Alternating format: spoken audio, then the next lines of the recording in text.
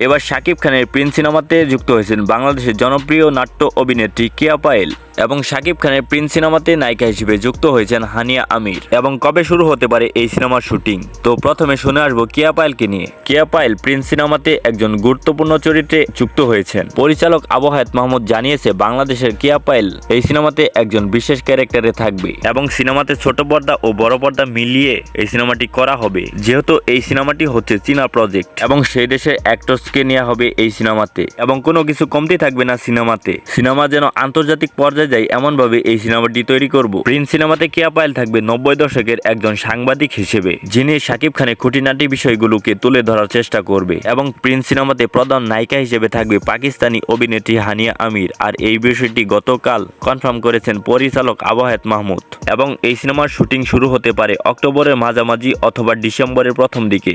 সিনেমার বিশেষ বিশেষ চরিত্রের জন্য অ্যাক্টর খোঁজা হচ্ছে এবং তা খোঁজা সম্পন্ন হলে শুরু হতে পারে এই সিনেমার শুটিং। তো ভিউয়ার্স, শাকিব খানের এই প্রিন্স সিনেমাতে যদি কেয়া পায়েল থাকে ও পাকিস্তানি অভিনেত্রী হানিয়া আমির প্রধান চরিত্রে থাকে, তাহলে দেখতে আপনাদের কেমন লাগবে তা কমেন্টে জানিয়ে দিন আপনাদের মতামত। সেই সাথে নতুন নতুন আপডেট ভিডিও পেতে আমাদের পাশেই থাকুন। ধন্যবাদ।